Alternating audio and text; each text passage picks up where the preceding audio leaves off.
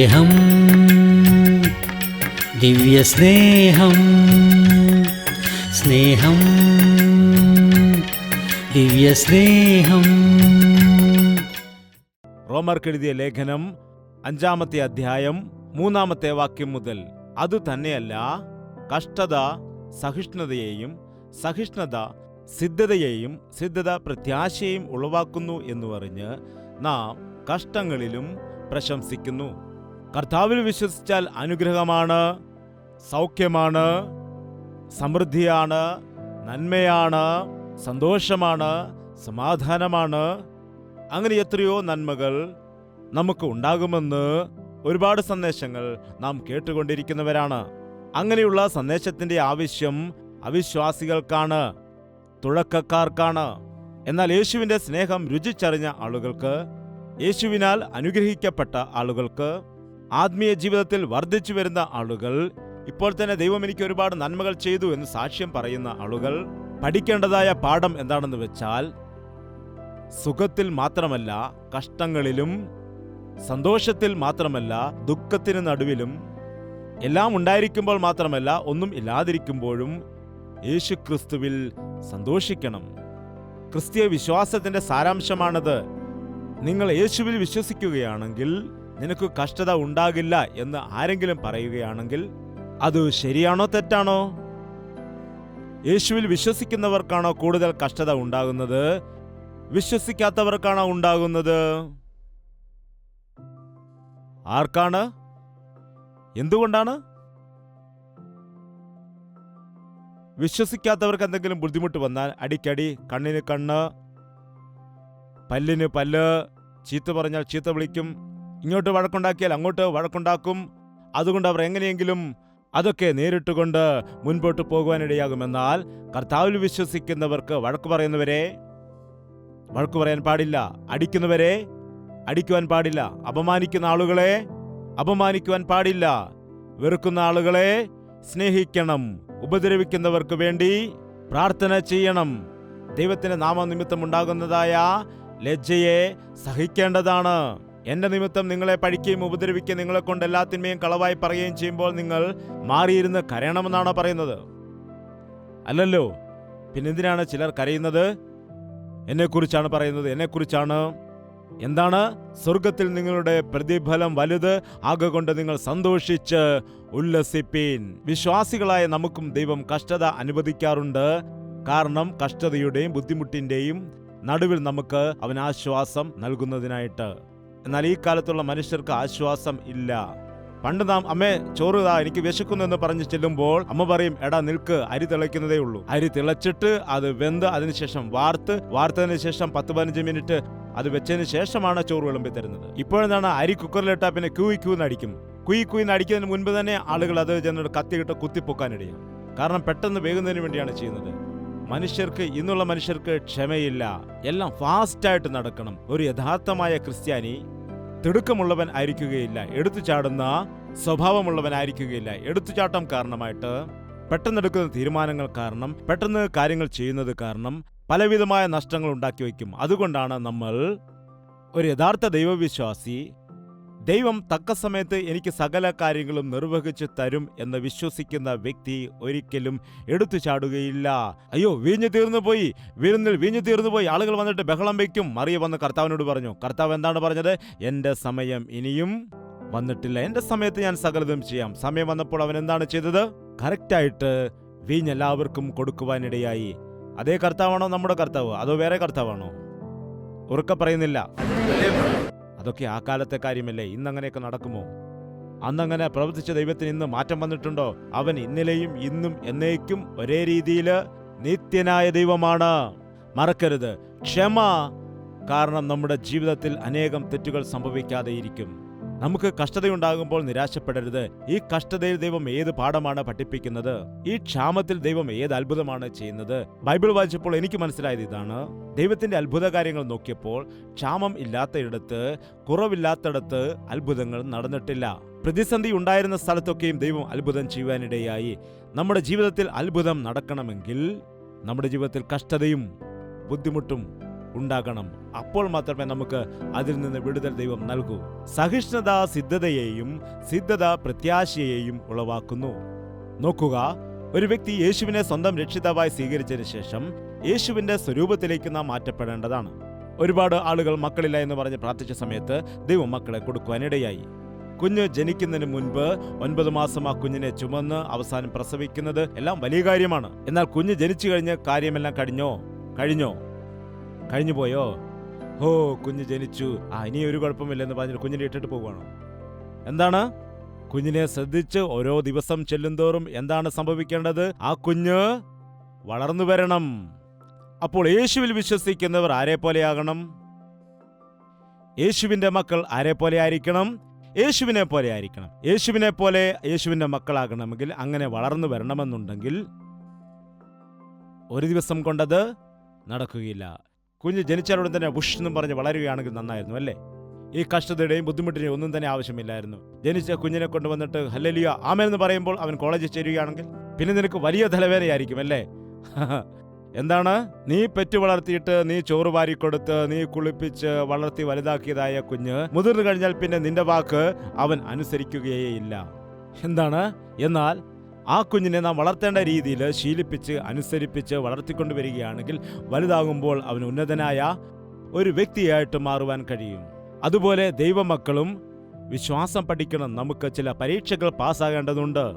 ശോധനയുടെ വേളകളിൽ 2 മാർഗമുണ്ട്. ഒന്ന് വിശാലമായ മാർഗം, ഒന്ന് ഇടുക്കമായ മാർഗം.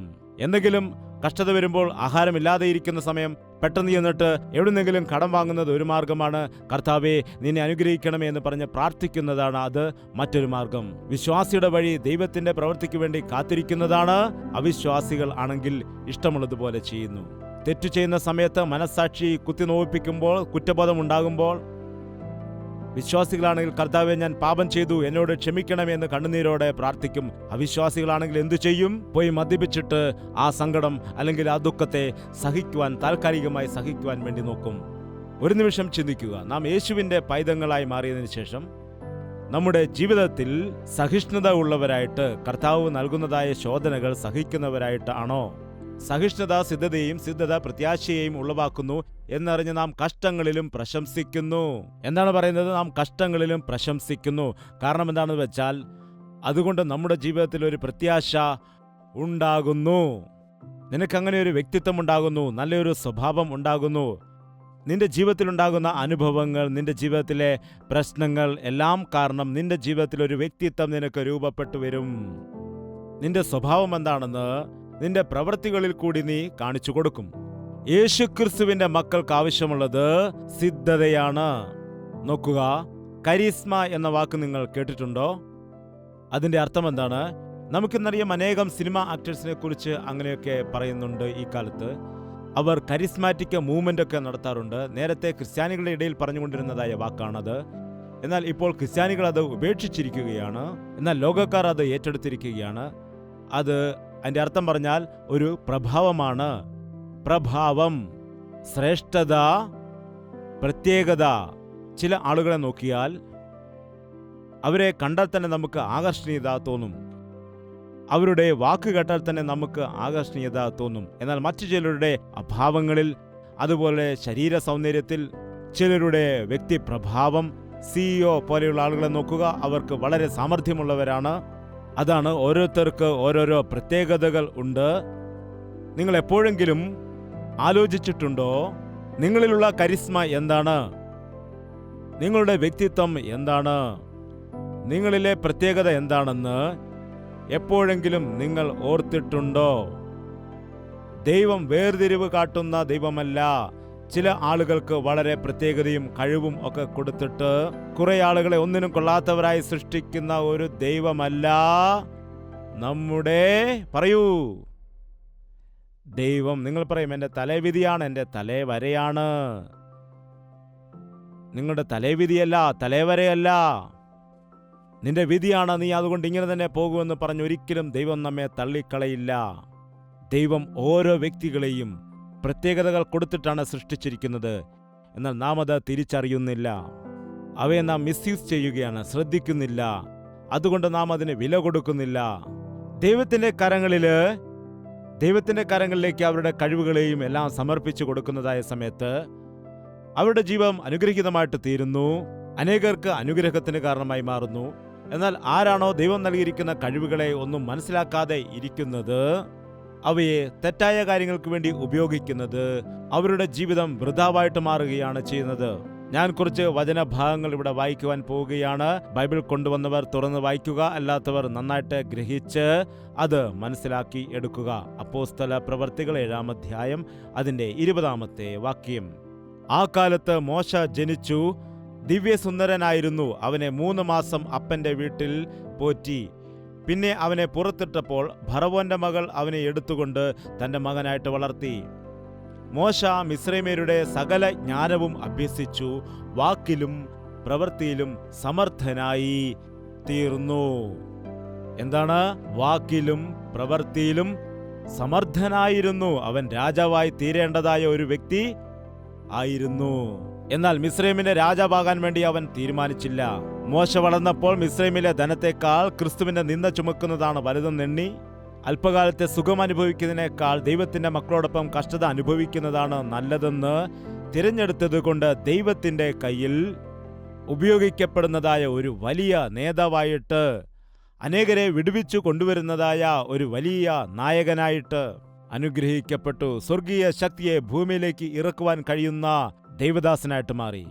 ഈ ദിവസം നിനക്കുണ്ടായിരിക്കുന്ന സാമർഥ്യം എന്താണോ, നിനക്കുണ്ടായിരിക്കുന്നതായ പ്രത്യേകത എന്താകുന്നുവോ, നിനക്കുണ്ടായിരിക്കുന്നതായ ആ ശ്രേഷ്ഠത വിശേഷത എന്താകുന്നോ, അത് നീ ദൈവത്തിന്റെ കരങ്ങളിലേക്ക് വെച്ചാൽ ആ സ്വഭാവമാണ് ഏറ്റവും വലിയത്. എനിക്കുള്ള സൗന്ദര്യത്തെ ഞാൻ മറ്റുള്ള കാര്യങ്ങൾക്ക് ഉപയോഗിക്കില്ല.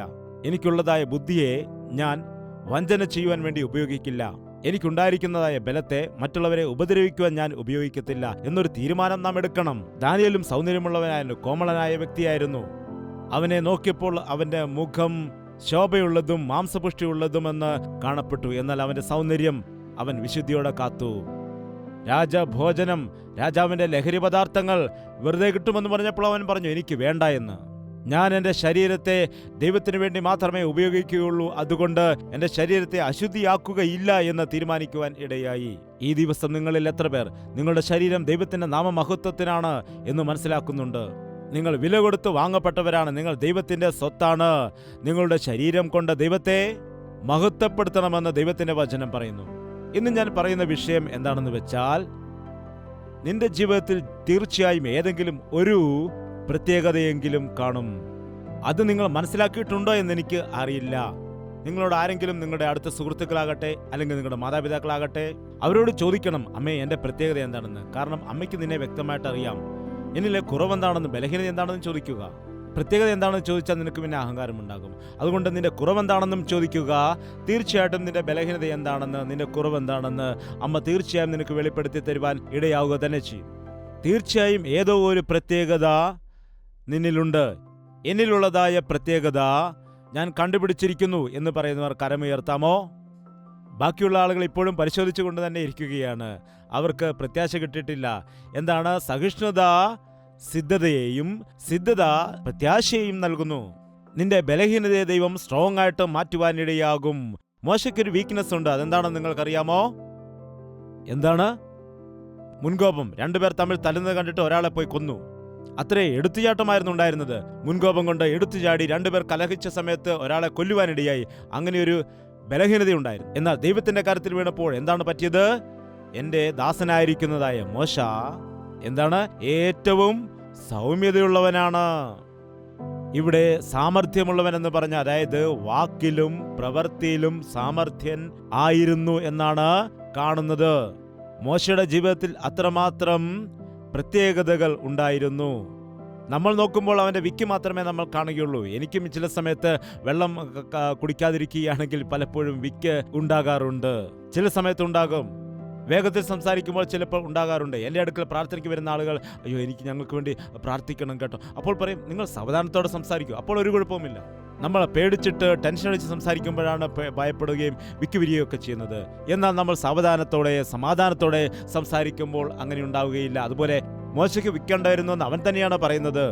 എന്താണെന്ന് വെച്ചാൽ നമ്മുടെ ജീവിതത്തിൽ ചില സമയത്ത് നമ്മെക്കുറിച്ച് കൂടുതൽ അപകർഷത തോന്നാറുണ്ട്, കൂടുതൽ ഇൻഫീരിയോറിറ്റി കോംപ്ലക്സ് ഉണ്ടാകാം. എന്നിലുള്ള ശ്രേഷ്ഠത എന്താണെന്ന് മനസ്സിലാക്കേണ്ടതിന് പകരമായിട്ട് എനിക്ക് ഈ ബലഹീനതയുണ്ട്, ഈ കുറവുണ്ട്, എനിക്ക് ഈ കുറവുണ്ട്, എനിക്ക് ഈ ബലഹീനതയുണ്ട് എന്ന് ഓർത്തുകൊണ്ടിരിക്കുകയാണ് ചെയ്യുന്നത്. അയ്യോ ഈ വീക്ക്നെസ് ഉണ്ട്, അയ്യോ ഈ കുറവുണ്ട്, എന്താണ് ചെയ്യേണ്ടത്, എന്താണ് ചെയ്യേണ്ടത്, എന്താണ് ചെയ്യേണ്ടത്, എന്താണ് ചെയ്യേണ്ടത്. ഒരു പയ്യനിരുന്ന് കരയാണ്, 10 തോറ്റുപോയി, 10 തോറ്റുപോയി, 10 തോറ്റുപോയി, 10 തോറ്റുപോയി. 10 തോറ്റവരാരും തന്നെ വലിയ ആളുകളായിട്ട് മാറിയിട്ടില്ലേ?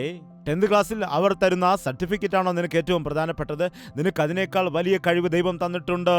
കുഞ്ഞുങ്ങളോട് എപ്പോഴും പഠിക്കൂ പഠിക്കൂ എന്ന് പറഞ്ഞവരെ നിർബന്ധിക്കരുത്. പഠിച്ചാൽ നല്ലതാണ്, എന്നാൽ പഠനത്തോടല്ലാതെ അവർക്ക് വേറെ എന്തെങ്കിലും മേഖലയിൽ കഴിവുള്ളവരാണെങ്കിൽ, ക്രിയേറ്റീവ് മൈൻഡുള്ളവരാണെങ്കിൽ, ചിലവർക്ക് അതാണ്, അവർക്ക് പഠനത്തോട് അത്ര പ്രത്യേകത കാണില്ല. അവരുടെ ഭാവനയിൽ വലിയ ആളുകളായിട്ട് അല്ലെങ്കിൽ ഒരു സയന്റിസ്റ്റ് ആവാനുള്ള ആഗ്രഹമായിരിക്കും അവർക്കുണ്ടായിരിക്കുന്നത്. വലിയൊരു ഇൻവെൻഷൻ നടത്താനുള്ള തയ്യാറെടുപ്പായിരിക്കും. അതുകൊണ്ട് അവരെ അവരുടെ വഴിക്ക് വിടുക. അവരുടെ ബലഹീനതയെ ഓർമ്മിപ്പിക്കരുത്. അവർക്ക് എന്താണോ ഇല്ലാത്തത് അതല്ല, അവർക്ക് എന്താണോ കഴിവുകൾ ഉള്ളത് അതിനെക്കുറിച്ച് പ്രോത്സാഹിപ്പിക്കുവാൻ ശ്രമിക്കുക. കഷ്ടത, സഹിഷ്ണുത, സിദ്ധത, നമ്മുടെ ജീവിതത്തിൽ പ്രതീക്ഷകൾക്കപ്പുറമായിട്ട് പരാജയങ്ങൾ വരുമ്പോൾ അത് പലപ്പോഴും നന്നായിട്ടാണ് മാറുന്നത്. ഈ പരാജയം നീ സഹിക്കുന്നില്ലെങ്കിൽ മറ്റൊരു വിജയത്തെ നിനക്ക് കാണുവാൻ കഴിയുകയില്ല. ചില സന്ദർഭങ്ങളിൽ ചില വിഷയങ്ങളിൽ വിജയം നൽകുന്നതിന് വേണ്ടിയാണ് ചില സന്ദർഭങ്ങളിൽ ദൈവം നിനക്ക് പരാജയം നൽകുന്നത്. ഈ വഴി അടഞ്ഞിട്ടല്ലാതെ ആ വഴിയിലേക്ക് നീ പോവില്ല. ദൈവം ഒരു വഴി അടയുകയാണെങ്കിൽ തീർച്ചയായും മറ്റൊരു വഴി തുറക്കും. ഒരിക്കലും നിരാശപ്പെടരുത്. എനിക്കെന്തുകൊണ്ട് ഒന്നും ചെയ്യുവാൻ കഴിയുന്നില്ല. ഒരുവൻ പറഞ്ഞ എൻ്റെ തലച്ചോറ് മുഴുവൻ കളിമണ്ണാണെന്ന്. ഒരിക്കലും അങ്ങനെ പറയരുത്. ദൈവമാർക്കും അങ്ങനെ കൊടുത്തിട്ടില്ല. ദൈവം നല്ല തലച്ചോറാണ് കൊടുത്തിരിക്കുന്നത്. ഓരോരുത്തർക്കും കൊടുത്തിരിക്കുന്ന തലച്ചോറ് അത് ഉപയോഗിക്കുകയാണെങ്കിൽ അത് നല്ല രീതിയിൽ വരും, എന്നാൽ ഉപയോഗിച്ചില്ലെങ്കിൽ അങ്ങനെ തന്നെ ഇരിക്കും. എന്നാൽ ആർക്കും തന്നെ മണ്ണായിട്ടുള്ളത് അവർക്ക് കൊടുത്തിട്ടില്ല. വലിയ അധികാരികൾ പോലും അവരുടെ ബ്രെയിനിന്റെ 1% മാത്രമേ ഉപയോഗിച്ചിട്ടുള്ളൂ. ദൈവം കൊടുത്തിരിക്കുന്ന ബ്രെയിനിൽ ഒരുപാട് കപ്പാസിറ്റി ഉണ്ട്, എന്നാൽ അത് അവർ ഉപയോഗിക്കുന്നില്ല. നാമും അങ്ങനെയാണ്. നമ്മുടെ തലച്ചോറ് ചെറിയൊരു കേന്ദ്രം എടുത്തിട്ട് ആ കേന്ദ്രത്തിന് ചുറ്റും തിരിയുകയാണ്. ദൈവം നൽകിയിരിക്കുന്ന കഴിവുകളെ മനസ്സിലാക്കിക്കൊണ്ട് ഉന്നതമായ കാര്യങ്ങൾക്ക് വേണ്ടി നമ്മുടെ ജീവിതത്തെ നാം ഉപയോഗിക്കുന്നില്ല. ദൈവം ആർക്കും കളിമണ്ണിന്റെ തലച്ചോർ കൊടുത്തിട്ടില്ല, കഴിവില്ലാത്തവരായി സൃഷ്ടിച്ചിട്ടില്ല, ദൗർഭാഗ്യവനായിട്ട് സൃഷ്ടിച്ചിട്ടില്ല, ഒന്നുമില്ലാത്തവരായിട്ട് സൃഷ്ടിച്ചിട്ടില്ല. ഈ ദിവസം നിനക്ക് തന്നിരിക്കുന്നത് എന്താണെന്ന് മനസ്സിലാക്കിയാൽ നിന്റെ പകുതി പ്രശ്നം അവിടെ തീർന്നിരിക്കുകയാണ്. നിന്റെ ജീവിതത്തിലുള്ള നന്മ എന്താണ്? 99 പരാജയമാണ് ശരി, എന്നാൽ 1% ഉള്ള ആ വിജയം എന്താണ്? നിനക്ക് ചെയ്യുവാൻ കഴിയുന്നത് എന്താണ്? നിന്നിലുള്ളതായ പ്രത്യേകത എന്താണ്? അത് നീ ദൈവത്തിന്റെ കരത്തിൽ കൊടുത്താൽ അത് 100 മടങ്ങായിട്ട് വർദ്ധിക്കും. അത് 100 മടങ്ങായിട്ട് അനുഗ്രഹിക്കപ്പെടും. ഒരു അടിമയായിട്ട് വിൽക്കപ്പെട്ടു പോയതായ യോസേഫ്, എൻ്റെ ജീവിതത്തിൽ എത്രയോ കഷ്ടങ്ങളുണ്ട്, എൻ്റെ ജീവിതം ഇങ്ങനെയായിപ്പോയല്ലോ, ഞാൻ എത്രയോ ദർശനങ്ങൾ കണ്ടവനാണ്, എൻ്റെ അപ്പൻ എന്നെ ഒരുപാട് സ്നേഹിച്ചിരുന്നു, ഇപ്പോൾ ഞാനൊരു അടിമയായി മാറിയിരിക്കുന്നു, ഞാനൊരു അടിമയായി തീർന്നിരിക്കുന്നു, ഞാൻ അടിമയായി പോയല്ലോ എന്ന് പറഞ്ഞ് കരഞ്ഞുകൊണ്ടിരിക്കുവായിരുന്നെങ്കിൽ അവൻ്റെ ജീവിതം എന്തായിത്തീരുമെന്ന് എനിക്കറിയില്ല. എന്നാൽ അവനെ ആക്കിയിരുന്നിടത്ത് അവൻ വിശ്വസ്തയോടെ നിന്നു. അവൻ ആയിരുന്നിടത്ത് നല്ലൊരു സ്വഭാവം, നല്ല വ്യക്തിത്വം ഉള്ള വ്യക്തിയായിട്ട് ജീവിച്ചു. ഒരു പരസ്ത്രീ വന്നിട്ട് അവന്റെ വസ്ത്രം പിടിച്ച് അവളോടൊപ്പം ശയിക്കാൻ നിർബന്ധിച്ചപ്പോൾ തെറ്റാണെന്ന് പറഞ്ഞു.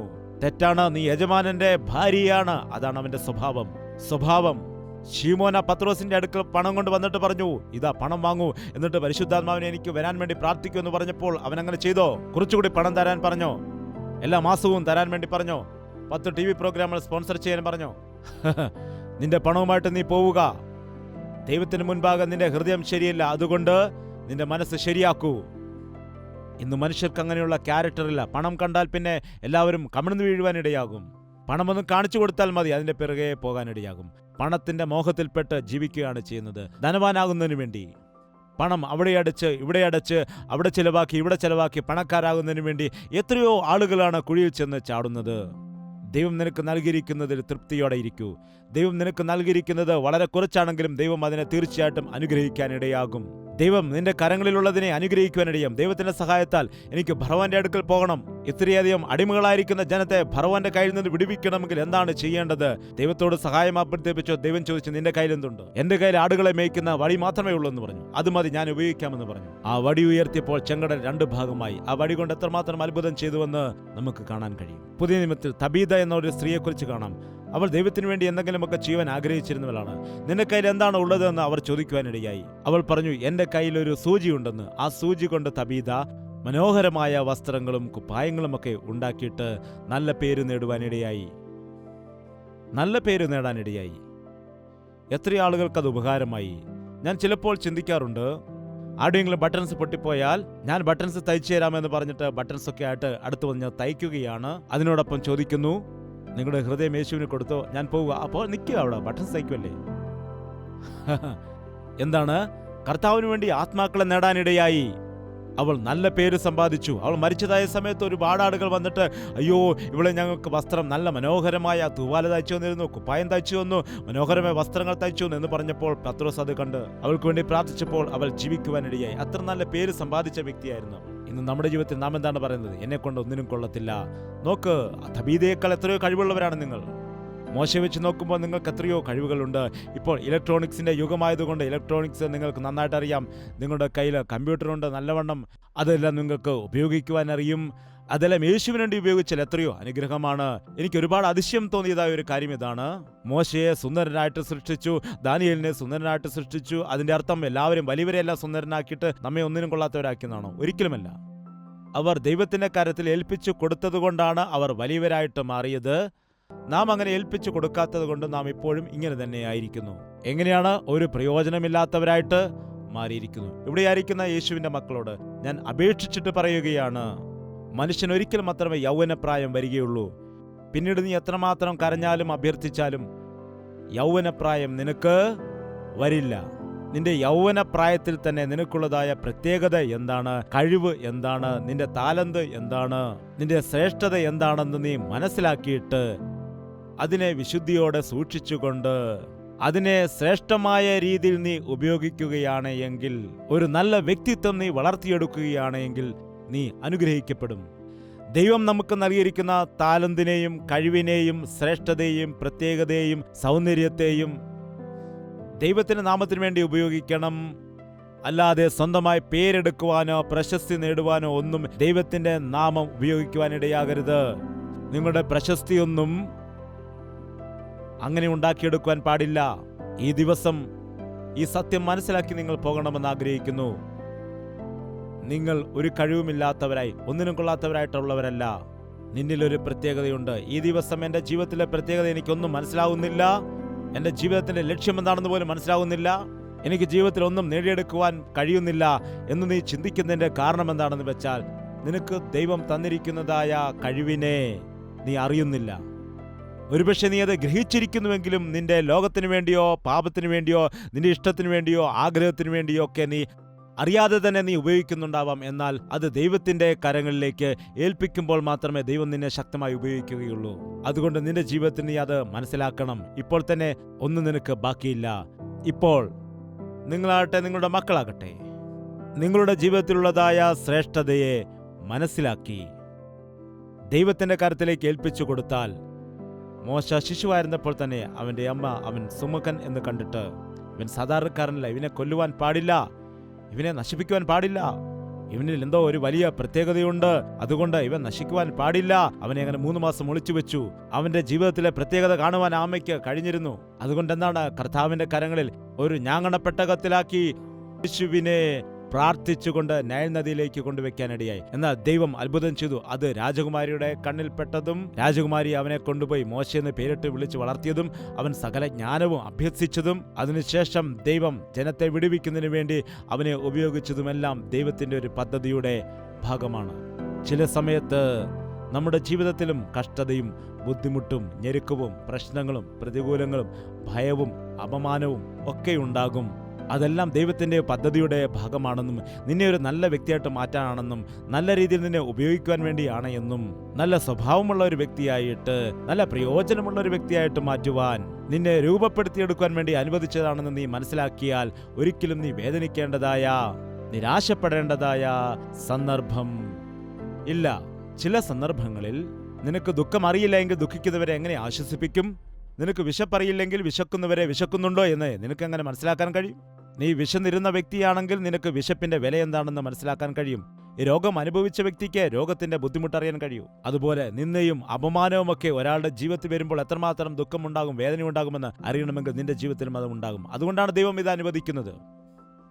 ദൈവം എന്നെപ്പോലെയുള്ളവരെ, നിന്നെപ്പോലെയുള്ളവരെ അനേകർക്ക് ആശ്വാസമായി തീരണമെന്ന് ആഗ്രഹിക്കുന്ന വ്യക്തികളെ കഷ്ടതയിൽ കൂടി കൊണ്ടുപോയി, ബുദ്ധിമുട്ടിൽ കൂടി കൊണ്ടുപോയി അനുഗ്രഹിച്ച് പരിശോധിപ്പിച്ച് നിനക്ക് സാമർഥ്യമുള്ളവനാക്കി മാറ്റി, ബലമുള്ളവനാക്കി മാറ്റി, അനേകർക്ക് അനുഗ്രഹമായി തീരേണ്ടവനാക്കി മാറ്റുകയാണ്. ദൈവം നമ്മുടെ ജീവിതത്തിൽ ചെയ്യുന്ന കാര്യങ്ങളെല്ലാം അങ്ങനെയാണ്. ഇന്ന് നിന്റെ ജീവിതത്തിൽ ഒരു വലിയ പദ്ധതി അവനുണ്ട്. ഈ ലോകം മുഴുവനും രക്ഷിക്കപ്പെടണം. അതിന് നിന്നെ വേണം, എന്നെ വേണം, എല്ലാവരെയും ദൈവം അവന്റെ പണിക്കായി തിരഞ്ഞെടുത്തിരിക്കുകയാണ്.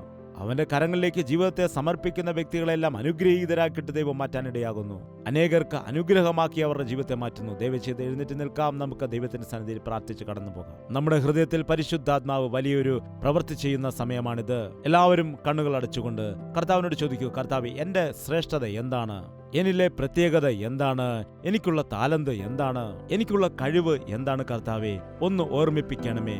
പരിശുദ്ധനായ സ്നേഹമുള്ള പിതാവേ, ഒരിക്കൽ കൂടി നീ എന്നിലേക്ക് നോക്കണമേ. എന്നിലെ പ്രത്യേകത എന്താണ്? എന്നെ എന്തിനു വേണ്ടിയാണ് സൃഷ്ടിച്ചത്? ഞാൻ ദൈവത്തിന്റെ കരങ്ങളിൽ ഉപയോഗിക്കപ്പെടണം.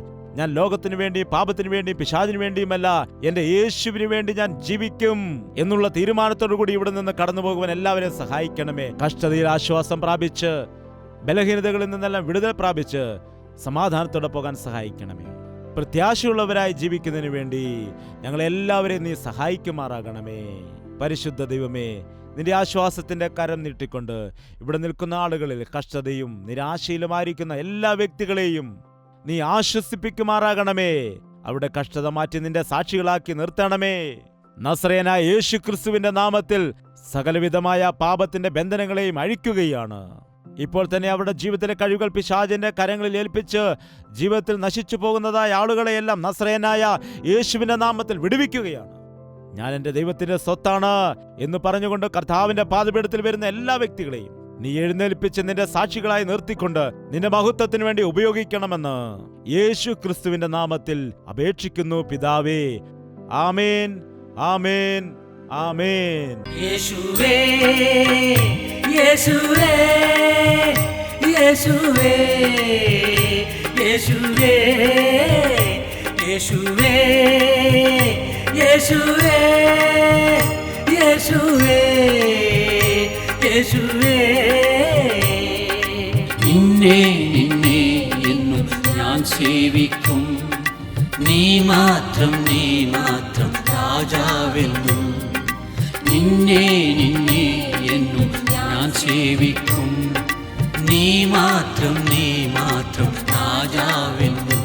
യേശുവേ, യേശുവേ, യേശുവേ, യേശുവേ, യേശുവേ, യേശുവേ, യേശുവേ, യേശുവേ, യേശുവേ, യേശുവേ, യേശുവേ.